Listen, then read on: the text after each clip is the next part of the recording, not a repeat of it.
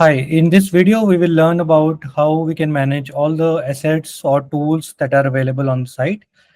So generally what happens is that we have a lot of tools on construction site which are assigned to site supervisors or the foremans, and then they are returned back to office and they are assigned to another site. So all of this can be managed inside the on-site software. So here we have multiple assets already listed here. We will create a one new asset. For example, let's say we are creating a asset of Tata with a wooden handle. So we will create one asset, Tata Agrico wooden handle hammer. And let's say the asset type is hammer. We can create more asset types also, and we will just save it. Now, all these assets are available to assign to anybody in the sites in the different projects, right? So this is the code which can be used to manage this particular asset. Now we can paste this code on a sticker on the particular hammer, or we can mark it with a marker also, so that whenever this particular hammer will be assigned to somebody or will be returned back to office, then we can keep a track of this particular hammer. So let's say we are assigning this hammer to somebody in the project. So let me choose the project name. This is the assigning time and this is the assigning date. And we let's say I am choosing a project name NH10 roadwork and party name is Ashish Personal. And I will just save this. Now, if I open this, I can see the whole record that this particular asset is already assigned to Ashish in project NH10 roadwork.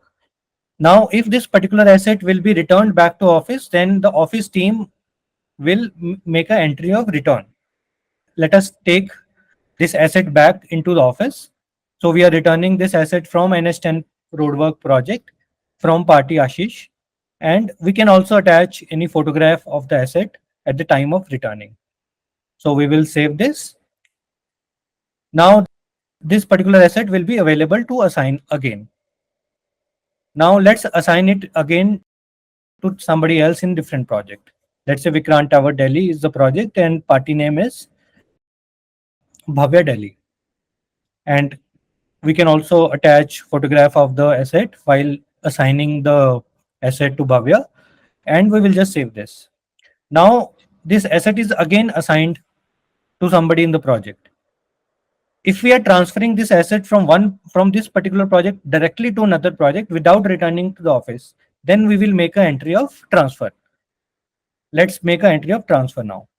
We are transferring this project from NH10 from Vikrant Tower Delhi Bhavya to somebody to different project.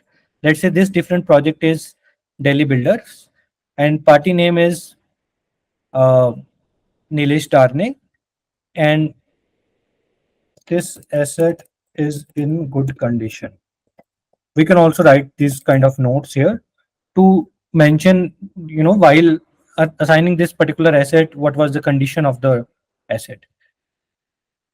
We can see the whole history of where this asset was assigned, then it was returned to office, then it was assigned to some other project, and then again transferred to some other project from that particular project. So the whole history can be seen here.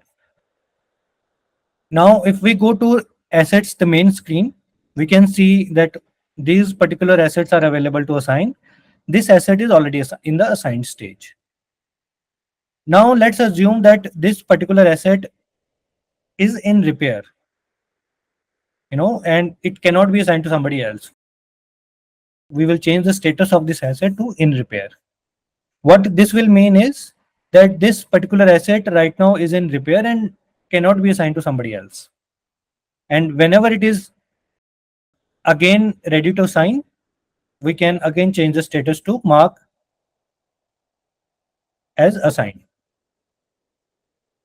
So again, it is already assigned to Nilesh Tarne and Delhi Builders. And if the asset condition is dead, we can mark it as dead also.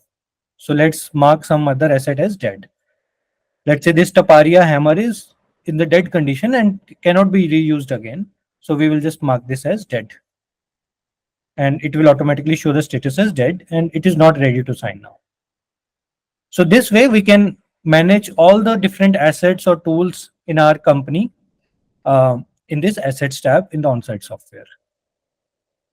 And if we want to filter the status of, let's say we want to just see the ready to sign assets, we can just apply it here and we can see the filtered assets here. So this is how we can manage all the assets. Thank you.